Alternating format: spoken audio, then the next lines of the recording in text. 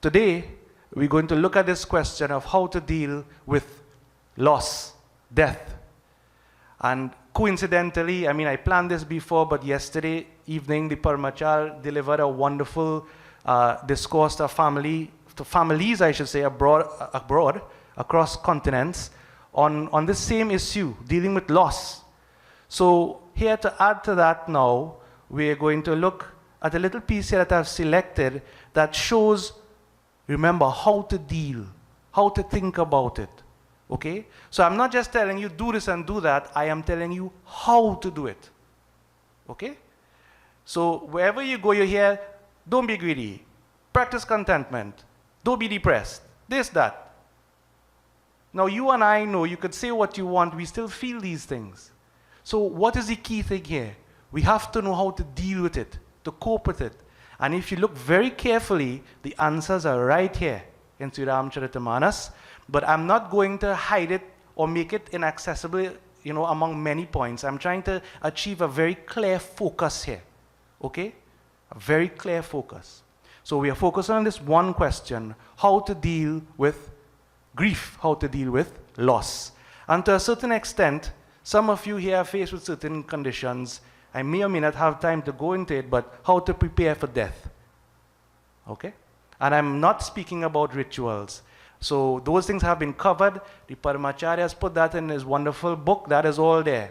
I am not dealing with those things. I am dealing solely with your own mind, your own psychology. Because at the end of the day, that is all you really have. That is all you really have, yourself. We are on page 432, Ayodhya Kand. A little bit further down now, of course, we all know this story. Sri Ram, Sita Mata, Bhaya Lakshman did go to the forest. And in various ways, King Dashrath tried, the minister, Suman tried, people tried, but Sri Ram kept his word. He went to the forest. And so Dashrath, in, I would say, his sense of attachment to Sri Ram, he couldn't deal with that loss. And what happened to him? He died. He died. So Dashrath never saw the return of Sri Ram. He died with that loss. And as we say, that was Dashrath's story. Now, sometime afterward, of course, as the story goes, Bharat came back. He was quite upset at what his mother had done. And then he decided to go and persuade Sri Ram himself to return with a group of individuals from Ayodhya, simply. Now, while he was on his way, of course, word went to the in-laws. Who were the in-laws of Sita Devi? King Janak and Sunainama. So, of course, when there's a death, the whole family comes. So, King Janak, the father of Sita Devi, or the father-in-law of Prabhu Sri Ram, and his wife Sunaina, they also went there to Chitrakoot, where Sri Ram was, to lend support to the family. Now we're going to look at a little incident, a little discussion that took place between the mothers-in-law, Queen Sunaina and Queen Kaushalya, and Queen Sumitra was also involved. Of course, you don't expect Queen Kaikeyi to be involved in that, right? Yes? So is it clear? Okay. So we're on page 432, and basically, Sunaina Ma, Queen Sunaina, Sita Mata's mother, is trying to console or express her condolences to the queens of the now dead King Dashrath, the father of Sri Ram. And we're going to analyze what was said, especially here by the mother of Sri Ram, Kaushalya Ma. Now again, I'll tell you the names at the start. Sunaina means good Naina vision, good vision or right vision. Okay? Kaushalya, as I mentioned before, is skillfulness. She has a certain ability to do the right thing after thinking the right thing. Yeah? And we also have here in this scenario Queen Sumitra. Sumitra means good friend. But we've heard before that Sumitra represents tamas, meaning a kind of state where you can't really grasp things are going on, a kind of dull-witted state. But Kaushalya represents sattva, a way of thinking at a higher level on principle. Okay? So let us first go through. It's 4 chaupais we'll look at. We'll have the translation read, and then I would put to you how to apply this situation now to our own scenarios of loss, of death, which so many people are experiencing right now all across the world. So let's begin. We'll begin with the chaupai that starts Suni Sasocha Kahadevi Sumitra. Everyone with me? So we'll take it from here and we sing together as we normally do, and we'll have the translation read. Suni Sasocha Kahadevi Sumitra. Suni Sasocha Kahadevi Sumitra. Vidhi gati bari viparita bichitra. Vidhi gati bari viparita bichitra.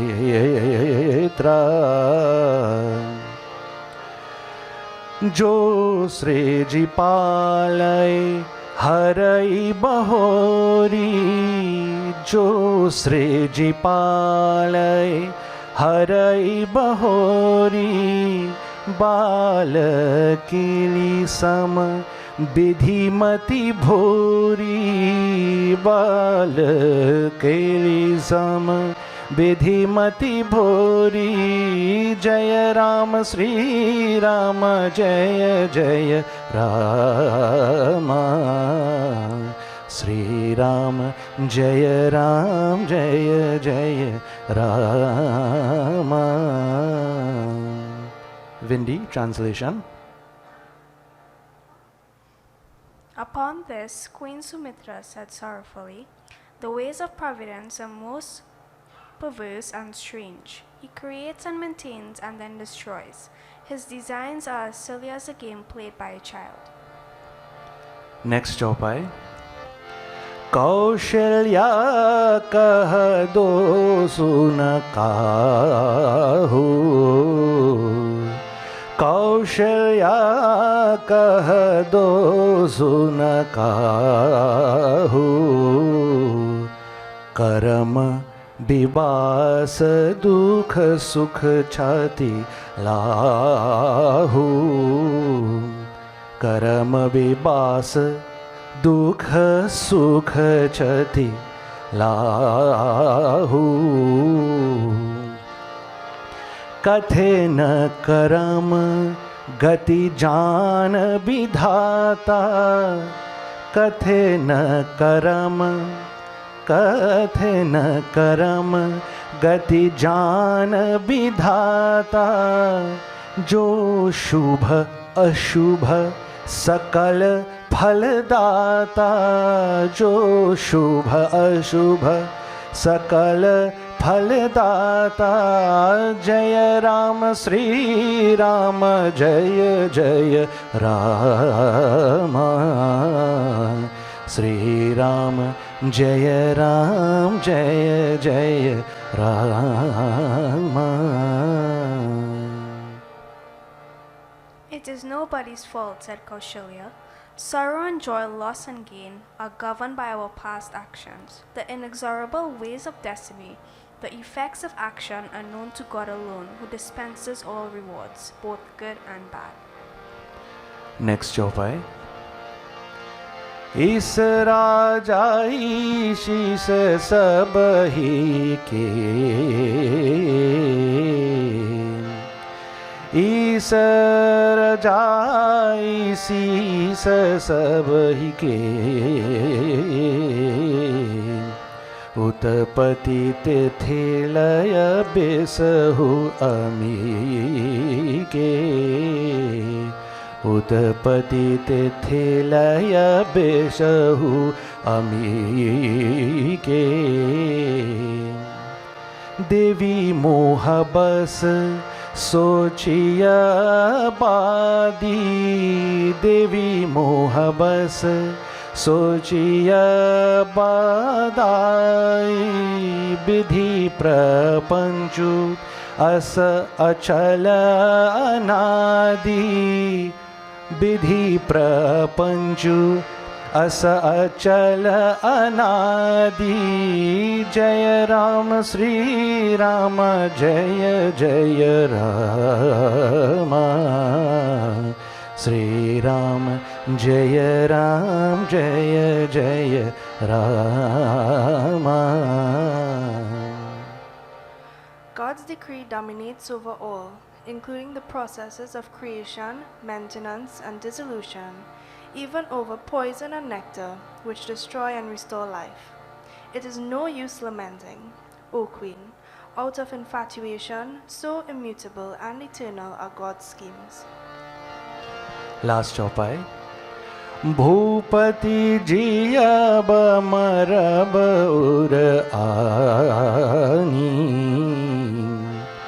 Bhupathi जियब मरब उर आनी सोचिय सखी लखी निज हित हानि सोचिय सखी लखी निज हित हानि सिया मातु कह सत्य सुबानी सिया मातु कह सत्य सुबानी सुकृति अवधपति रानी सुकृति अवधपति रानी जय राम श्री राम जय जय राम श्री राम जय जय Ram. If we call back to our hearts the king's life or death and sorrow for him, sister, it is because we are thinking of our own loss. Your noble words are passing true, said Sita's mother. O spouse of that paragon of virtue, the Lord of Ayodhya. Bole Sri Raja Ramachandra ki jai. Now devotees, I hope it is understood what is taking place here. Firstly, Queen Sumitra is saying on the loss of King Dashrath, the death of King Dashrath, the ways of providence, providence meaning the world, the universe, how the caretaker works, are most perverse and strange. Very, very strange this world is. He creates, maintains, and then destroys. But his work, his designs, in other words, the world, it's as silly as a game played by a child. So in a sense, we are saying here that Queen Sumitra is saying, I can't understand really this world. It's a strange, strange place. And really how it is quite silly. It's quite foolish. It's like a childish game. I don't understand it. And this, when we are faced with a loss, a death maybe, this is how we first respond. We just can't make sense of it. Yeah? Now, Queen Kaushalya responds and said, Kaushalya kaha dosu na kahu. It is nobody's fault. Listen very carefully. It is nobody's fault. As human beings, we always want to know why. Who do it? How come? But what is being shown here, it is nobody's fault, meaning it is really the design of the system. If you try to play the blame game to get a scapegoat, then you're wasting your time. But we love scapegoats, not so? His fault. That one do it. Tiantek cut you off for spite. Now, you don't know what the situation is. It is a function of many different variables, as we say. So many different factors come into play. But we like to blame one thing only. Queen Kaushalya, remember, skillful, right thinking, said, it's nobody's fault. Sorrow and joy, loss and gain, all these are governed by, and we know the word karma. Kar, the root kar means to act, action. It's due to something, there is a cause. But what that cause is very difficult to pin it down. The ways of destiny, or the ways of karma, I would say, kathina karma, the effects of this action are known to God alone. Now, if you think God is a man in disguise, some message is fine with you. But what this really means is the system knows what it is doing. It is larger than an individual. Your little mind can't make sense of it. You see? If you were to take your finger and put it in front of one eye, you see the world is blocked out, not so? This is how your mind functions. Your mind blocks out the bigger picture. And those of you who were here before, this is the Bhairavi principle. With focus on one thing, you lose the larger picture. Okay? So the effects of this action, she is saying, are known to that Supreme alone, who dispenses all rewards, both good and bad. Again, it doesn't mean that God is up there sitting down going, you do bad, so you suffer, you do good, so you go in good, you do not know. It means that the system, that one consciousness that we all live in, the system is built that way. And so it happens, it's a law. Okay? Then, she goes on to say, that supreme decree, that God's plan as we call it, including creation, maintenance, and dissolution, even poison and nectar, these things are just there. That's how it is. And it is no use lamenting, getting caught up in too much thinking, O Queen, she's speaking to Queen Sumitra, out of, this sort of grief, desperation. Here the word infatuation is used. Again, based on a translator, they would use certain words. But I'm saying that, think how you feel when you have a loss. You really want to come to terms with it. And so immutable and eternal are God's schemes, meaning that this is the system, this is how it is. No matter what you do, you can't change it. Yeah? Could you change gravity if you want to? So one day you decide, instead of throwing a ball up, I don't want it to fall down, I want it to just keep going. Could you do that? That's a fundamental law. So this law of the system we live in holds. It's a mental law, if you will. And finally, a wonderful piece of advice to end off. Sri Ram's mother is saying, if we call back to our hearts the king's life or death and sorrow for him, sister, it is because we are thinking of our own loss. It doesn't have anything to do with King Dashrath. It has to do with our own loss. Your noble words are true, says Sita's mother, Queen Sunaina, the right vision. O spouse, O consort of that virtuous one, the Lord of Ayodhya, King Dashrath. He died basically knowing that he upheld his word. He was pushed all ways, but in the end, his word stood. Yeah? So, devotees, this is the advice. Now, I will just unpack this a bit, very briefly, and let's make sense of it in terms of a set of application. So, what are the key points here? One, we all have to experience loss at some point. And the loss of a near and dear one, a family member, an uncle, a father, a mother, God forbid, a child, okay? Very, very difficult. What is the root cause? Who should we blame? We say that it is due to karma, this thing called karma, this law. What is it? As I said, they are man-made laws. If you take a ball and throw it up, it will come back down. That's a physical law. That's the law of gravity, and there are others. Physically, we also know, you've heard of Newton's laws, and every action has opposite reaction. Well, spiritually or mentally, there are also laws at play that are very similar. And it's an action-reaction kind of law. Now, the question is this. I like to frame everything in terms of choices. So some people don't believe in karma. Fine, fine. But now you have a choice. Remember, it's not about what is true out there. It's about what is good for you. If I don't believe in karma, what do I believe in? Well, maybe everything happens according to chance, but what happens, you kind of lose your foothold there because human beings like certainty.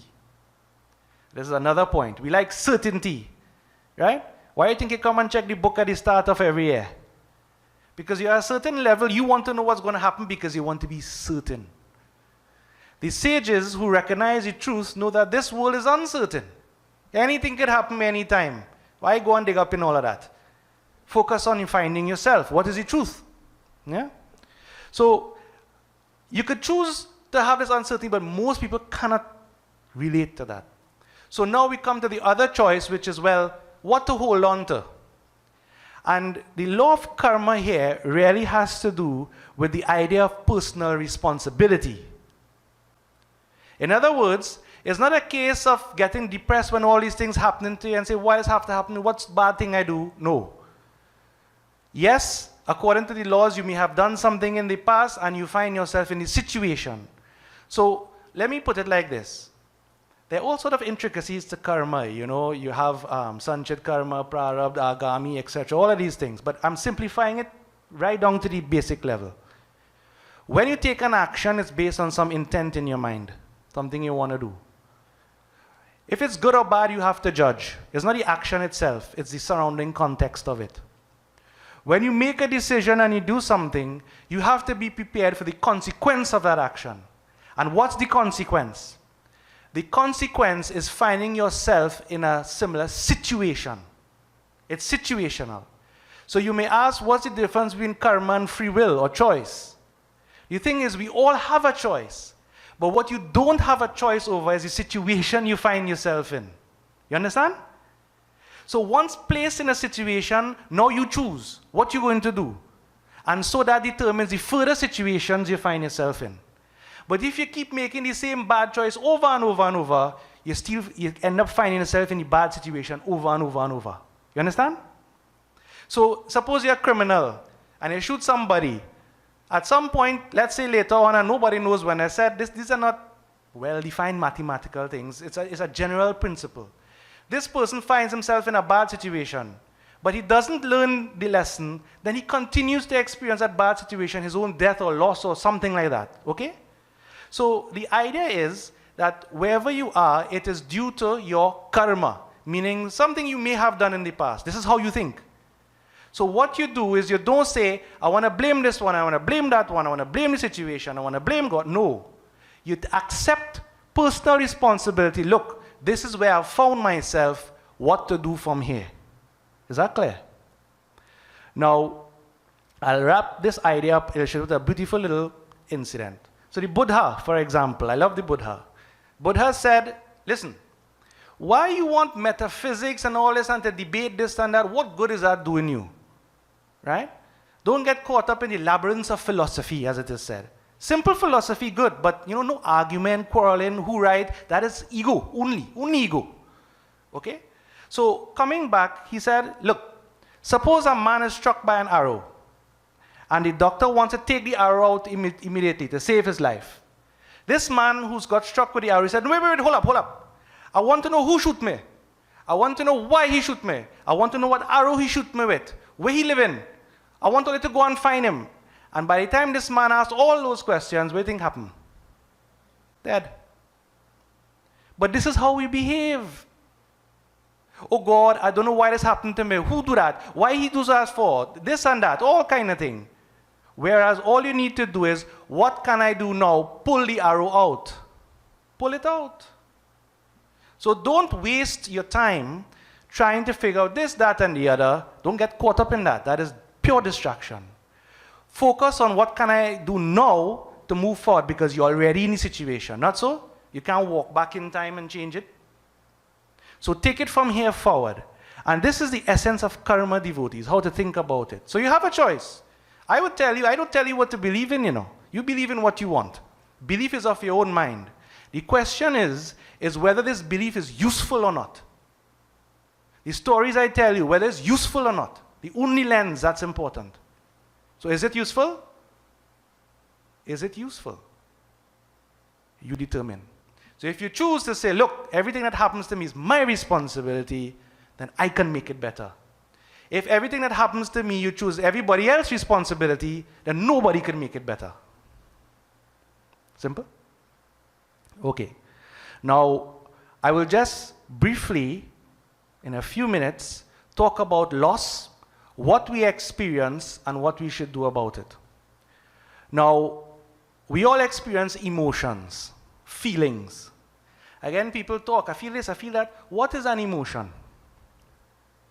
What is an emotion? I feel happy, I feel sad, I feel angry, or greedy, I feel jealous of that person. What is an emotion? Anybody knows? All you know is something that you feel, and we give it a name, yeah? And you know you feel it inside, it is felt. We experience this. Now, I don't know how Uncle here feels about anything, you know. I don't know what your emotions are like. Isn't it strange? I have a mental model of all of you feeling similar to how I feel, but I don't know if you feel the same way. But this emotion means something that gets you in motion, a feeling, emotion. So whatever feeling you have inside, it is there for you to prompt action.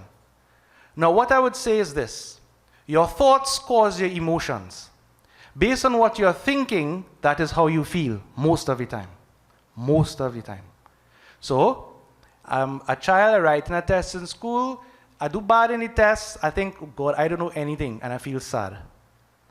Another child writing the test didn't do so well, but thought, you know what, I didn't revise too much for this, but you know what, this will motivate me, I'll do better next time. And so feels motivated.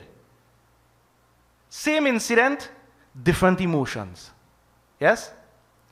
On the spiritual path too, you see people crying, some people laughing, they praying, they doing all kind of thing. Emotions. Now, it's easy to think because you have an emotion, you're getting somewhere spiritually, yeah? And it is true on the devotional path. These things happen as symptoms of something bigger. But the emotion in itself is not devotion. You understand what I'm saying?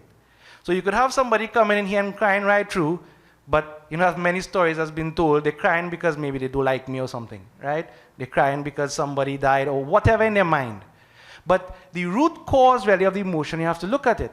So if you're praying, for example, and you know all these years you have an attitude of surrender. You say, God, I do know all these things, and you know, I'm still stupid, right? I don't understand anything. And so you cry because of this feeling of wanting, of loss. Good. That is the thought driving the emotion. But if you're crying because you go there or something, then that is a different story, right? You all heard these stories before. So the thing is that we all experience emotions, and I wouldn't go into detail. These are separate discourses by themselves.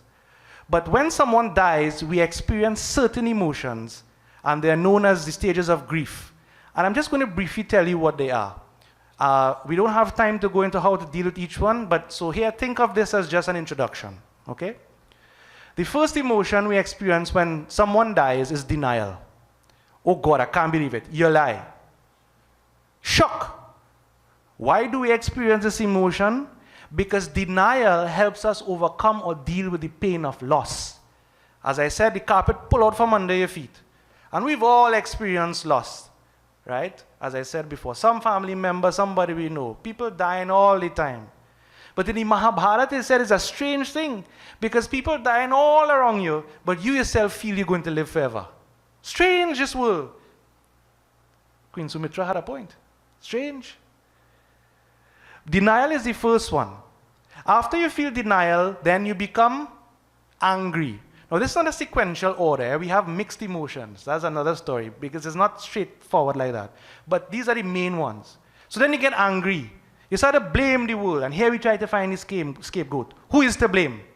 You blame the government, you blame the neighbor, you blame God, you blame everything. Some people blame themselves, I wasn't around enough, whatever. But you get angry. And we all know from the Gita what happens with anger. This emotion of anger basically wipes out your logical thinking completely. So you get angry, you want to blame somebody. Then the next emotion is bargaining.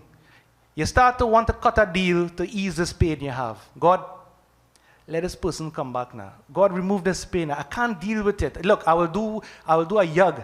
I'll do a big yug. Right? Invite plenty people, feed them whatnot, but bring back this person. So it's not a bargain. You try to make deals to ease the pain. And when you realize all that ain't working, then you go to depression. Depression. And that is where we pull inward and we really face this sadness that we have. Deep sadness that doesn't go. It could last for years. And I can tell you, devotees, people who haven't experienced depression, proper depression, they can't advise anybody on depression.